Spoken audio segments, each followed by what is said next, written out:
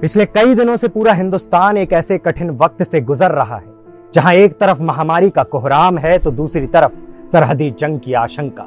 वो चाइना जिसके राष्ट्रपति कभी हमारे प्रधानमंत्री के साथ झूला झूला करते थे, ऐतिहासिक इमारतों का भ्रमण किया करते थे, आज उस चाइना को ऐसा क्या हो गया कि वो सरहदी जंग के लिए उतारू हो गया है? तो जवाब सीधा सा है साहब कि कोरोना जैसी नाजायज औलाद की अम्मा चाइना को आज न केवल विश्व स्तर पर आलोचना का सामना करना पड़ रहा है, बल्कि उसका अंतर्विरोध इतना बढ़ गया है कि जिनपिंग की सत्ता भी अब खतरे में आ गई। बाजार ठप हैं, सत्ता खतरे में है और अंतर्विरोध बढ़ता जा रहा है तो चाइना वही करेगा जो सदियों से करता आ रहा है, जंग के नाम पर अपने लोगों को चुप कराने का गंदा खेल।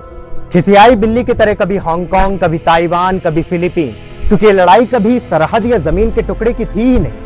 ये लड़ाई तो उस वर्चस्व की थी जो चाइना सदियों से पूरे विश्व पर जमाना चाहता है। और ऐसे में विश्व की सबसे बड़ी शक्ति और बाजार के रूप में उभरते हुए भारत को अपनी सीमाएं मजबूत करने के लिए 3813 किलोमीटर की रोड बनाते हुए देखकर कैसे हजम कर सकता है?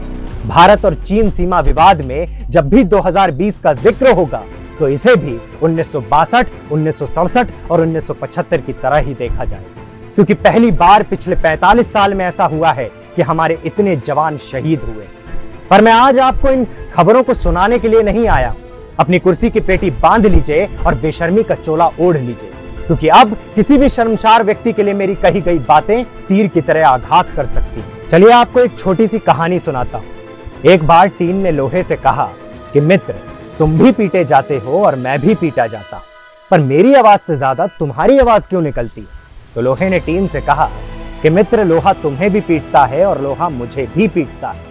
फर्क सिर्फ इतना है कि जब अपना अपनों पर चोट करता है तो दर्द भी ज्यादा होता है और चीख भी ज्यादा निकलती है। 15 जून को जब शहीदों की शहादत की खबर सुनी तो दुख हुआ था, पर जब इस देश के लोकतंत्र के चौथे स्तंभ कहलाए जाने वाली इस देश की मीडिया में अपने रहनुमाओं की रहनुमाई करती हुई श्वेता तिवारी को उन्हीं जवानों के ऊपर उंगली उठाकर उनकी शहादत का मजाक उड़ाते देखा तो दर्द ज्यादा हुआ।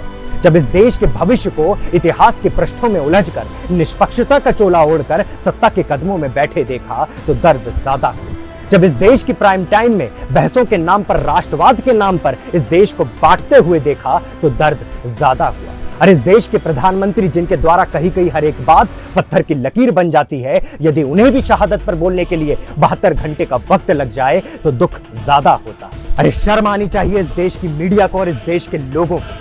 Boycott China, vocal for local और आत्मनिर्भर इंडिया के हैशटैग पोस्ट करने वाले आप लोग जानते भी हैं कि आपके घर में लगे एलईडी बल्ब के 40% हिस्से चाइना से आते हैं। इस देश में बनने वाली दवाइयों के 60% रॉ मटेरियल चाइना से इंपोर्ट किए जाते हैं। आपके बाथरूम से लेकर आपके बेडरूम से लेकर आपके किचन तक ऐसे हजारों सामान हैं जो चाइना से इंपोर्ट किए जाते हैं। और बजाय ये सोचने के कि बाइकॉट चाइना के बाद इन सामानों की पूर्ति कैसे की जाएगी, आप तो बिजी हैं। आप तो बिजी हैं ट्विटर पर नेहरू को ट्रोल करने में। आप तो बिजी हैं टीवी और फोन को तोड़कर अपनी देशभक्ति दिखाने में। चाइनीज फूड बैन करने के नाम पर किसी के ठेले को उजाड़ कर यदि आप ये सोचते हैं कि आपने अपना दायित्व पूर्ण कर लिया है तो आप गलत हैं, क्योंकि ऐसा करके आप उन 70 साल की गलतियों को फिर से दोहरा रहे हैं। हम एक दूसरे पर उंगली उठाते रहेंगे और कोई तीसरा आकर हमारी उंगली के साथ साथ हमारे सर को भी काट कर ले जाएगा और हम बस देखते रह जाएंगे। मत भूलिए कि सरहद पर खड़े एक जवान के सीने पर लगने वाली गोली को स्पॉन्सर करने वाला और कोई नहीं, इस देश की जनता और इस देश की सरकार ही। अरे आप बंदूक लेकर सरहद पर लड़ने नहीं जा सकते, इन शहीदों के शहादत का सम्मान नहीं कर सकते, तो कम से कम अपनी हरकतों और एक दूसरे पर उंगली उठाकर इनकी शहादत का अपमान तो मत करिए।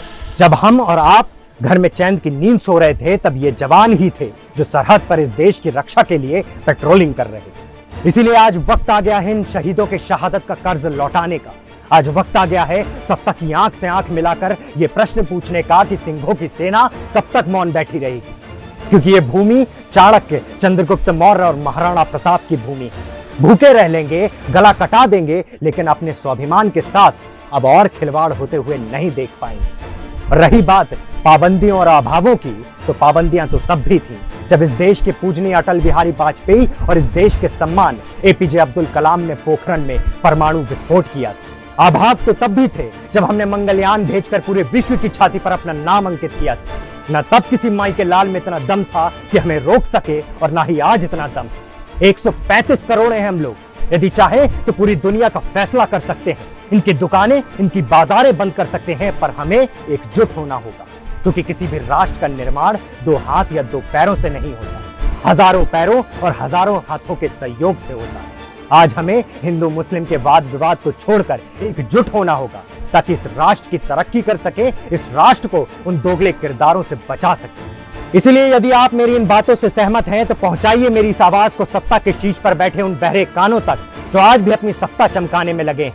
पहुंचाइए मेरी इस आवाज को उन लोगों तक जो टिकटॉक पर 1000 फॉलोअर रखकर उसे अपनी तरक्की का प्रतीक मान बैठे, ताकि हम निर्णय ले सकें और रणनीति बना सकें कि किस प्रकार इस देश में बाइकॉट चाइना के साथ साथ स्वदेशी सामानों का उपयोग और उनका उत्पादन बढ़ाया जा सके, ताकि आने वाले वक्त में इस देश के दरवाजों के सामने वो चाइना खुद आकर खड़ा हो जाए और भीख मांगे कि हम अपने बाजारों के दरवाजे उसके लिए खोल दें। और रही बात उन पड़ोसी मुल्कों की और जंग की, तो युद्ध की संभावनाओं में जी रहे सब देश सुन ले, युद्ध भी है, बुद्ध भी है, जिसे चाहे उसे चुन ले। जय हिंद, जय भारत।